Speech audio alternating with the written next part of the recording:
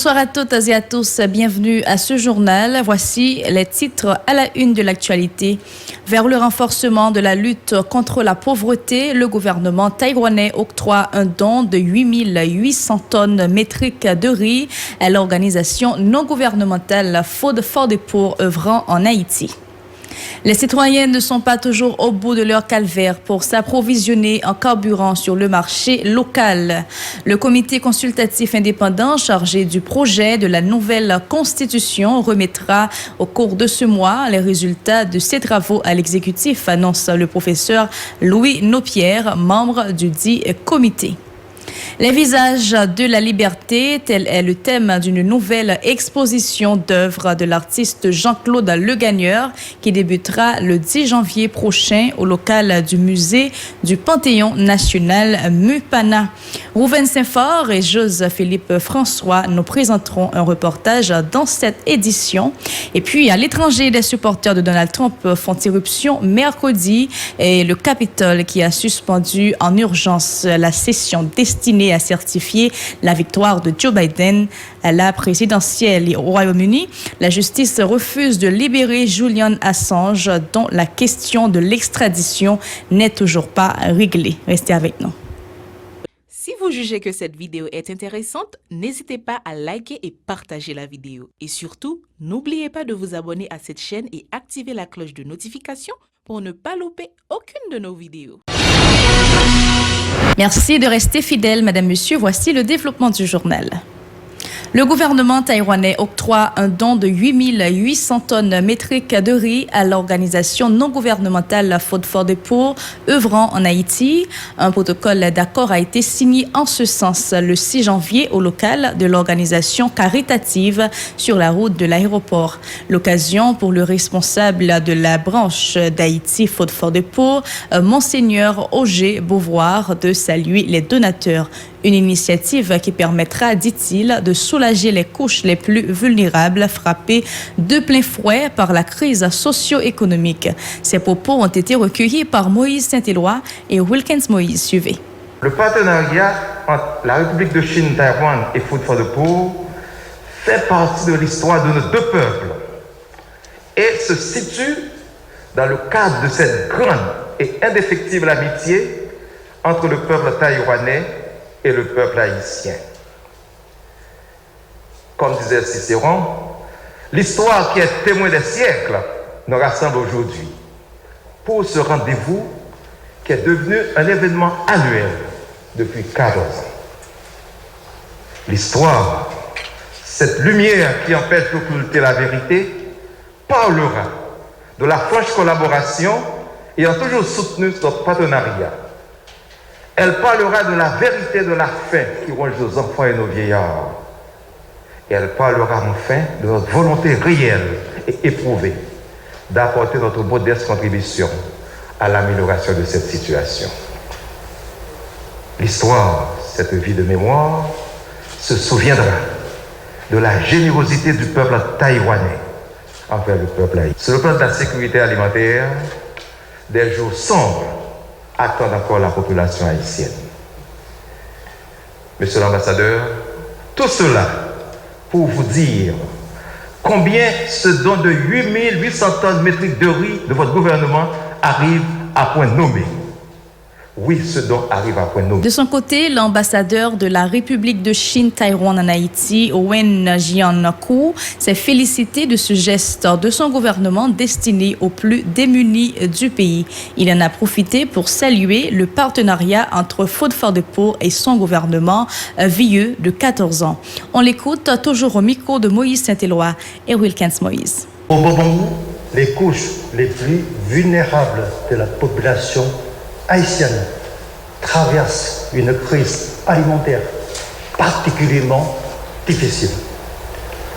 Le temps du gouvernement taïwanais se veut une réponse adaptée aux cris d'alarme lancés par la communauté internationale pour attirer l'attention sur l'insécurité alimentaire en Haïti.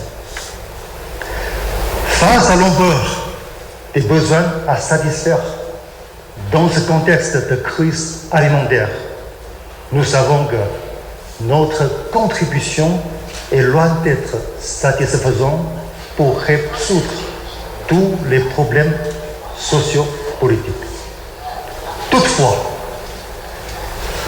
je suis convaincu qu'avec Fufolopo, qui fournit un travail exemplaire dans la distribution de l'aide alimentaire taïwanaise en Haïti, nous allons permettre aux familles haïtiennes les plus démunies de traverser les difficultés du moment afin de vivre des lendemains meilleurs et d'avoir ainsi l'opportunité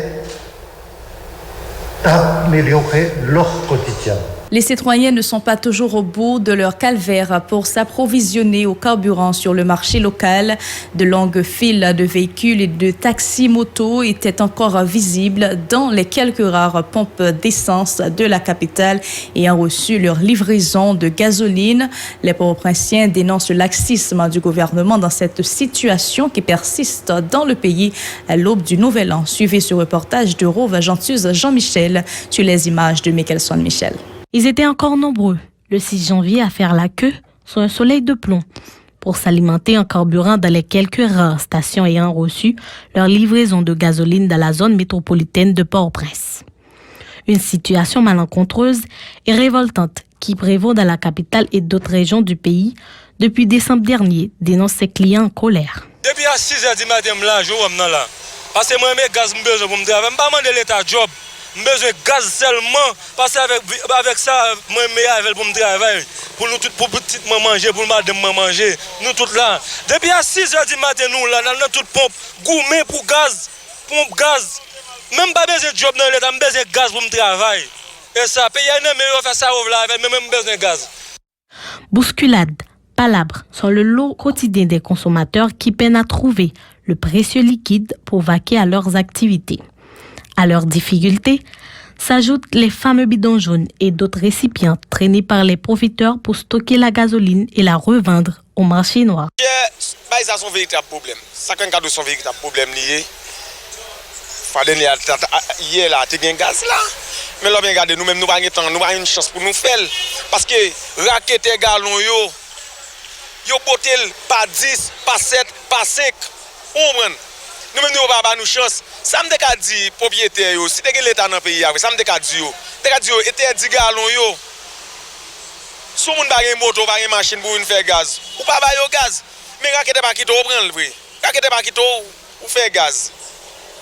Plus loin, ses compatriotes disent déplorer le laxisme des autorités dans la distribution du carburant dans les stations de service, ce qui provoque la pénurie à chaque période des fêtes de fin d'année et du Nouvel An. Ça me fait passer dans ce sens. Seulement ça me connaît, sinon moun yo te mes pays et pas nan ti ba gaz parce que gaz sont pas minime li yo ka gérer.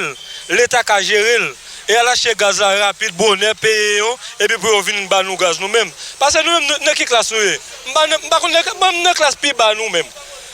Nous, notre classe plus bas, ça dit nous-mêmes, nous avons moins pour gérer nous-mêmes. La rareté du carburant persiste en dépit de l'arrivage et de la distribution de 165 000 gallons de gasoline annoncés par le Bureau de monétisation du programme d'aide au développement, BMPAD. Se sont indignés les Port-au-Prinsiens. Autre information annoncée, le comité consultatif indépendant chargé du projet de la nouvelle constitution avance à grands pas dans ses travaux, a indiqué le professeur à l'université Louis Nopierre. S'exprimant dans une interview à Radio-Télé Pacifique le 6 janvier, il a promis de respecter le calendrier qui a été élaboré dans le cadre de cette démarche. Le sociologue a donné l'assurance que les résultats des travaux des commissaires seront soumis au cours de ce mois à l'exécutif. Louis Nopierre, au micro de Vance Régis et Michelson Michel. Des idées qui permettent nous capables de construire un avant-projet de constitution que nous allons soumettre à la population l'autre semaine. Nous, avant que nous commencions la population, nous rencontrons l'institution et gagnons des erreurs que nous ne pouvons pas commettre dans la constitution 87 a été faite. Donc, c'est une sorte de façon pour qu'on ait une sorte de contrôle de ça pour que pas des bagages qui sont irréalistes ou surréalistes. Et c'est ça. Donc, à partir de deuxième semaine mois de janvier. Une fois que nous venons rencontrer l'institution, l'organisation de la société civile.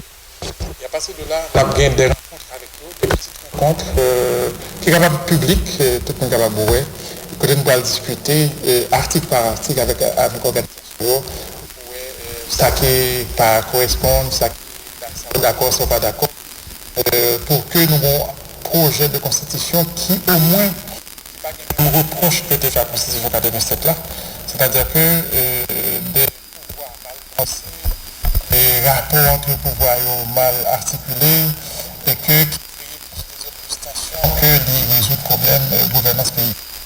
Un régime présidentiel avec un parlement monocaméral sera préconisé dans le cadre de la réforme constitutionnelle. De l'avis du professeur Pierre, l'universitaire déclare que plusieurs secteurs de la société civile sont impliqués dans les travaux du dit comité. Écoutons. Il y a une chose, c'est une tendance qui est déjà évidente depuis plusieurs rapports. Donc, première tendance là, au niveau pouvoir exécutif là, c'est capable de passer à un régime présidentiel. Et avec un président élu au suffrage universel, accompagné d'un vice-président qui a accompagné dans l'élection. Mais président, vice-président, les pas remplacé pour le ministre. Et les juste un personnage qui là. Et qui, en cas de problème, capable de remplacer le président pour capable de finir mandat de 5 ans. Au niveau du Parlement. Au niveau du Parlement, bon, il y a une critique qui est déjà faite sur deux chambres. Je ne vais pas dire Sénat ni député, il y a deux chambres. Parce que nous avons deux chambres, c'est même corps électoral là qui est élu.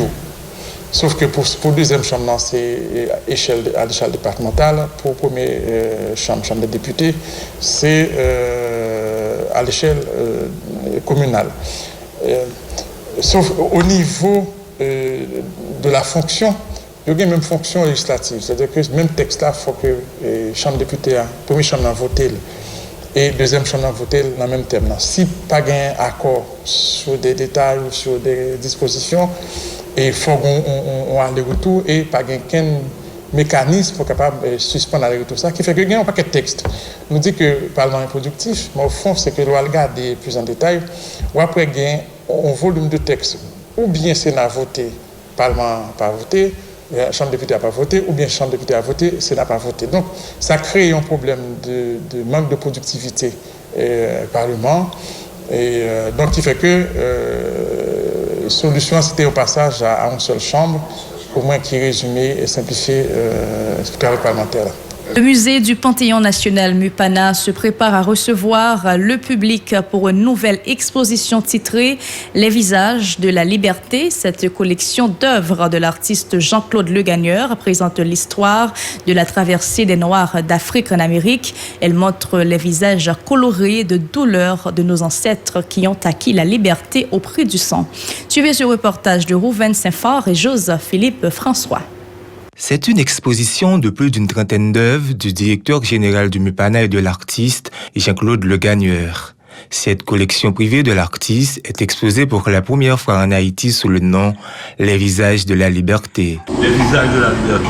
C'était fait aux États-Unis, fait déjà dans le musée Moukamami. L'autre bord, les Faces of Freedom. L'autre vient ici, les visages de la liberté. Et c'est vraiment la première fois qu'on exposé dans le musée en Haïti. Nous attendons l'âge public. À travers cette exposition, l'artiste décrit les visages des hommes et des femmes d'Afrique depuis la traversée des océans jusqu'à la conquête de la liberté en Amérique. Ces hommes et femmes maltraités et martyrisés par les colons européens ont subi des mutations physiques. Pour l'artiste, cette exposition est un hommage à nos ancêtres pour leur vécu. Au cas où philosophie, dans le visage, on regarde des coupures dans le visage, la lacération. C'est des gens qui sont passés et pour quelque travail là. Et puis en marchant, on voit le visage a changé d'expression. Il y a plus de philosophie. De leur départ de l'Afrique, ensuite, vous venez aux Amériques, vous venez esclaves, ensuite, vous prenez l'indépendance, et puis pour rien, on regarde une certaine fierté mélangée au pas arrêter carrément ou sortir dans l'esclavage et puis au pays, ou pas de transition pour faire.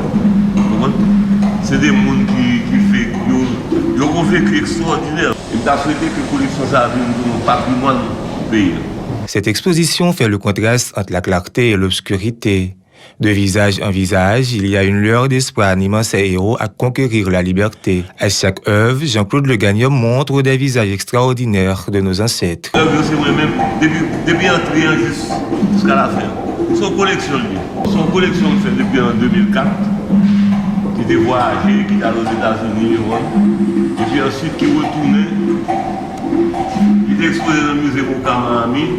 Et puis, pour lui retourner là, m'a exposé là, mais après ça, il va repartir encore. Cette exposition a été ouverte officiellement le 1er janvier à l'occasion de la fête de l'indépendance par le président de la République Jovenel Moïse et le chef du gouvernement. Elle sera donc ouverte au grand public à partir du 10 janvier. Toutefois, loin d'être une exposition permanente, cette exposition a le mérite de rappeler à tous cette portion d'histoire. Car un peuple qui oublie son passé est condamné à le revivre. Je vous invite à présent à suivre l'actualité internationale, Madame, Monsieur. Dans l'international, la démocratie américaine est attaquée en son siège. La situation est plus que tendue à Washington après l'éruption de manifestants pro-Trump dans le Capitole. Face à cette situation sans précédent, le président élu Joe Biden vient de prendre la parole. Le Congrès des États-Unis a suspendu en urgence ce mercredi la session destinée à certifier la victoire de Joe Biden à la présidentielle après l'éruption de manifestants pro-Trump dans le Capitole. Le président sortant, qui refuse de concéder sa défaite, avait appelé ses partisans à défiler à Washington en marge de cette séance protocolaire.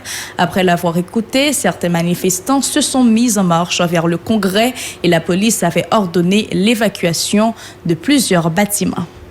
Merci d'avoir suivi ce journal, Madame, Monsieur. N'oubliez pas de nous suivre sur Facebook, Instagram, YouTube et Radio Télé Pacifique.com ou sur Télé Haïti, chaîne 54 et Canal+, chaîne 182. Bonsoir.